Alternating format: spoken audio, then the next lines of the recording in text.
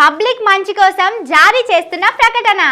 దయచేసి మంచిగా నుండి ఇని మర్చిపోవద్దు, మంచిగా యాదిలో పెట్టుకోవాలి. ఎందుకంటే ఇది మీ జీవితాలకు సంబంధించిన ముచ్చట. అహే మేమెందుకు వింటాం అనుకున్నారంటే తిప్పలు పడతారు. పోలీసు వాళ్ళు మీ ఇంటికి వస్తారు, మిమ్మల్ని తీసుకుపోయి స్టేషన్లో పెడతారు, కేసులు పెట్టి కోర్టుల చుట్టూ తిప్పుతారు.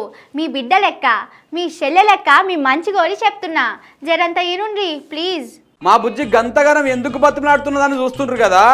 అసలు ముచ్చట ఏంటంటే ఎండాకాలం చురుగాక ముందు నుంచే మన తాన కరెంటు ఊకే పోతుంది కదా.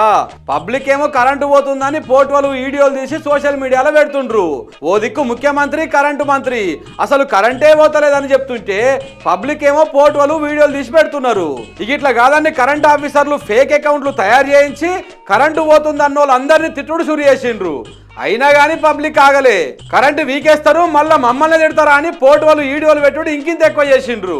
ఈడికే సర్కార్ వాళ్ళకు సుక్కలు కనిపిస్తున్నాయి. కరెంటు పోతలేదని ఎంత కవరింగ్ చేసుకుందామని చూసినా ఏనో ఓ కాడ తూటుపడి దొరికిపోతూనే ఉన్నారు. ఇట్లా కాదని కొత్త కథ మొదలు పెట్టిండ్రు. ఎవరన్నా కరెంటు పోయిందని ట్విట్టర్లను వాట్సాప్లను పెట్టిర్రు అనుకో, చక్కగా తీసుకుపోయి పోలీస్ టౌన్ కు పట్టిస్తారట, రోకలి బండలు ఎక్కిస్తారట. కరెంటు పోయిందని సోషల్ మీడియాలో పెట్టిన వాళ్ళ ఫోటోలు తీసి రేవంత్ సార్ మనుషులు పోలీసు వాళ్ళకి ఇస్తున్నారట. అవి ముంగటేసుకొని ఒక్కరొక్కరిని పట్టుకొచ్చి లోపలేస్తున్నారు పోలీసు వాళ్ళు. ఈడికే కొందరి మీద కేసులు సుతం పెట్టిర్రు. ఇయాల్లో రేపో మిగతానికి సుతం పోలీసు వాళ్ళు రావచ్చు.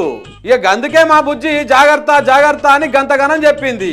కానీ అసలు ముచ్చట ఏంటంటే కరెంటు పోతే కేసు పెడతామని సర్కార్ వాళ్ళు అంటున్నారు. ఇంకో దిక్కు కరెంట్ వస్తలేదని హైదరాబాద్ లో కాలనీలో చక్కగా కరెంట్ ఆఫీస్కే పోయిండ్రు. 9 సంవత్సరాల నుంచి అదే కాలనీలో ఉంటూ ఉన్నాం. ఈ విధంగా ఇన్ని గంటలు పవర్ పోవడం అనేది ఇది ఫస్ట్ టైం.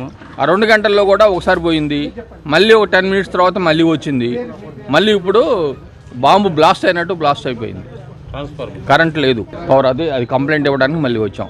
ఏదేమైనా విద్యుత్ శాఖ అధికారులు ఫోన్ ఎత్తాలి. ప్రధానంగా ఏఈ కానీ, ఏడీ కానీ, డిఈ కానీ, లైన్మెన్లు కానీ ఫోన్లు ఎత్తడం వల్ల రెస్పాన్స్ ఇస్తే ఏదైనా సమస్య పరిష్కారం అవుతుంది. చూసిండ్రు కదా ఈ అన్నలు ఎంత కోపం మీద ఉన్నారో.